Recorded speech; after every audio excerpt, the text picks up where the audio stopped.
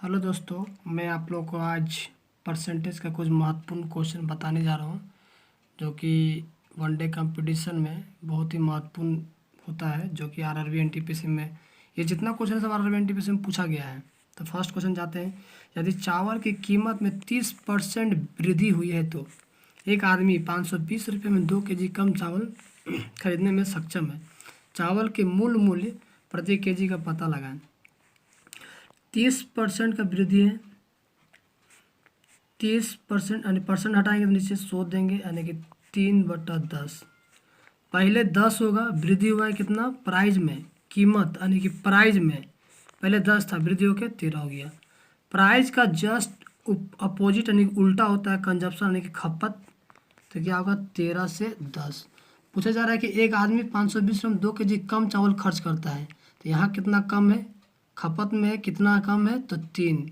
3 ना हो के एक है 2 था, तो 1 बराबर 2/3। कम चावल खरीदने में सक्षम है। चावल का मूल्य में तो गुना करते हैं हम लोग, यानी कि 2/3 कितना हो जाएगा 26/3।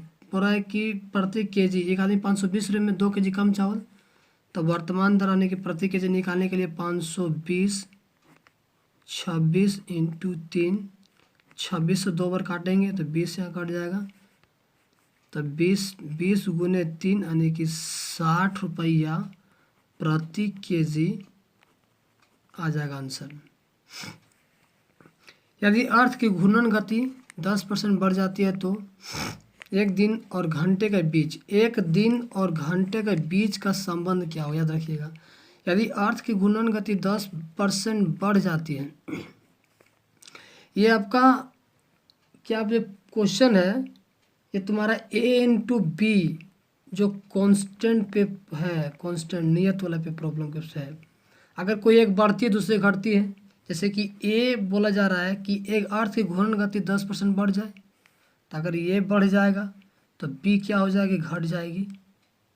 अगर एग्जांपल बताएं कि टाइम और स्पीड का जो है 1/स्पीड इन्वर्सली प्रोपोर्शनल में है, अगर टाइम बढ़ गया तो स्पीड घट जाएगा, स्पीड बढ़ जाएगा तो टाइम घट जाएगा। इसी के बेस पे क्वेश्चन है।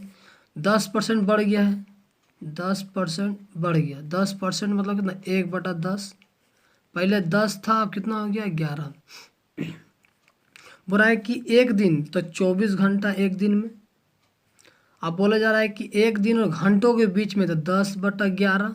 जब इसको सोल्व करेंगे दोस्तों तो 21 9/11 घंटा हम लोग को लगेगी। 21 9/11 आंसर। किसी संख्या को 20% बढ़ा दिया जाता है, मूल संख्या पर वापस आने के लिए बढ़ी हुई संख्या को कितना कम किया जाना चाहिए कि किसी संख्या को 20% बढ़ाते हैं। पहले मान लिया 100 रहता होगा, फर्स्ट 100%, 20% बढ़ाए 120 हो गया। अब बोला कि मूल संख्या में वापस आने के लिए बढ़ी हुई संख्या को कितना % कम करना चाहिए, कितना कम करना चाहिए, तो 20 कम करना चाहिए। तो 20 कम किस में होगा, मूल संख्या अब ये हो जाएगा 120 पे कम होगा इंटू 100।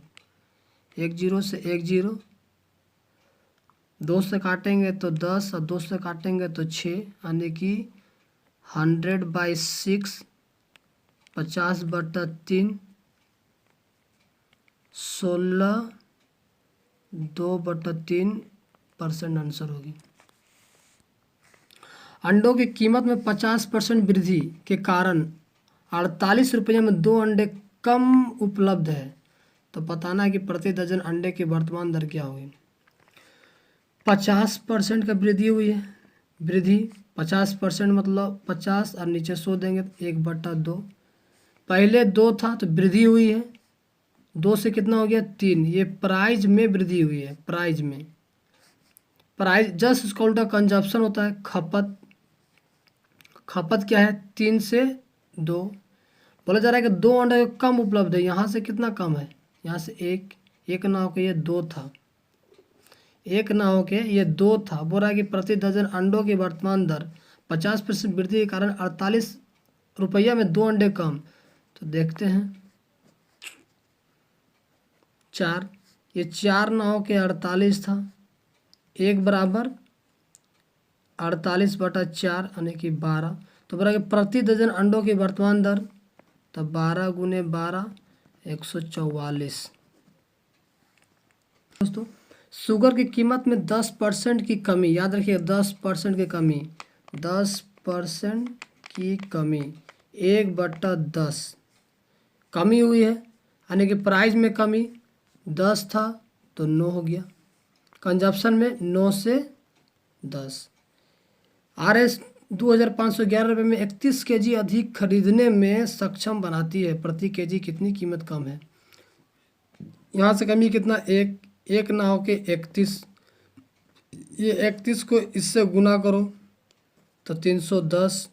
बोला जा रहा है कि 31 RS 2500 रुपये में 31 kg अधिक खरीदने में सक्षम बनाती है, तो 2511 को 310 से डिवाइड देंगे तो 8.9 आंसर आएगी। 8.9, 8.1 पर केजी। थैंक यू दोस्तों, मेरे चैनल को लाइक एंड शेयर सब्सक्राइब करें, ज़्यादा से ज़्यादा चैनल को मेरा शेयर करें। Thank you.